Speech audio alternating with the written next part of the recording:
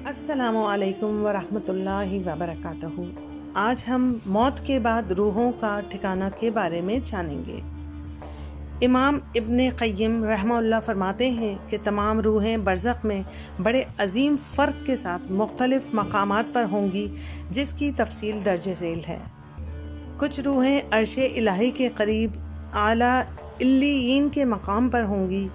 یہ ہیں انبیاء کی روحیں۔ یہ سعید روحیں اپنی اپنی رہائش کے لحاظ سے بھی مختلف مقامات پر ہوں گی، جیسا کہ نبی کریم صلی اللہ علیہ وسلم نے معراج کی رات مشاہدہ فرمایا۔ کچھ روحیں سبز پرندوں کے پیٹ میں ہوں گی، جنت میں جہاں چاہیں گی گھومیں گی پھریں گی۔ یہ مقام بعض شہداء کی روحوں کو حاصل ہوگا۔ تمام شہداء کو بھی یہ مقام حاصل نہیں، کیونکہ بعض شہداء کی روحوں کو قرض یا کسی اور وجہ سے جنت سے باہر ہی روک لیا جائے گا۔ یہ بات حضرت محمد بن عبداللہ بن حجش رضی اللہ عنہ سے مروی ہے۔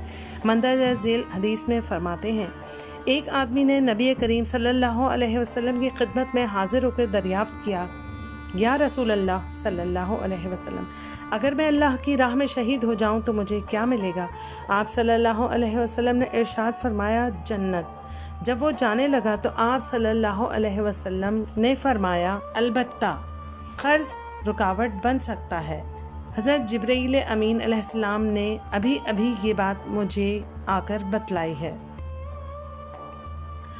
کچھ روحوں کو جنت کے دروازے پر روک دیا جائے گا، جیسا کہ ایک حدیث میں ارشاد نبوی صلی اللہ علیہ وسلم ہے، یقیناً تمہارا ساتھی جنت کے دروازے پر ایک قرض کے سلسلے میں روک دیا گیا ہے۔ کچھ لوگ اپنی اپنی قبروں میں ہی قید ہوں گے، جیسا کہ چادر چوری کرنے والے سے متعلق حدیث میں ہے، جس نے مال غنیمت میں خیانت کی تھی، حالانکہ اس کے بعد جہاد فی سبیل اللہ میں شہادت بھی پائی۔ جب عام صحابہ رضی اللہ عنہم اجمعین نے اس کے بارے میں جنت کی مبارکباد دی تو آپ صلی اللہ علیہ وسلم نے فرمایا، اس ذات کی قسم جس کے قبضے میں میری جان ہے، یقیناً وہی چادر جس کی اس نے خیانت کی تھی قبر میں اس کے جسم پر آگ بن کر بھڑک رہی ہے۔ ان میں سے بعض روحوں کی رہائش گاہ جنت کا دروازہ ہوگا، جیسا کہ عبداللہ بن عباس رضی اللہ عنہما کی مندرجہ ذیل حدیث سے ثابت ہے۔ کچھ شہید سبز گنبد کے اندر ہیں، اور یہ گنبد جنت کے دروازے پہ گزرنے والے دریا کے کنارے پر واقع ہے، جہاں انہیں جنت کا رزق صبح و شام دستیاب ہوتا ہے۔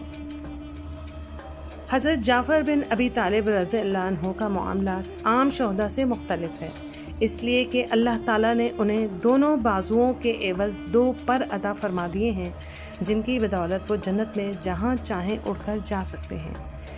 ان میں سے کچھ لوگوں کی روحیں زمین پر ہی قید رہیں گی۔ یہ روحیں الملأ الاعلیٰ تک پرواز کے قابل نہیں ہیں، کیونکہ کردار کے لحاظ سے وہ گری ہوئی اور زمینی روحیں ہیں۔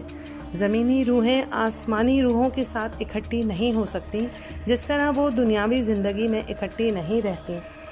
ہر وہ روح جس نے زندگی میں نہ اپنے رب کی فرما برداری کی ہو اور نہ ہی اپنے رب کی محبت اور یاد کا مظاہرہ کیا ہو، نہ ذات باری تعالیٰ کے ساتھ تعلق یا قرب پیدا کیا ہو، تو ایسی روح جسم سے نکلنے کے بعد بھی زمین پر ہی گری پڑی رہے گی۔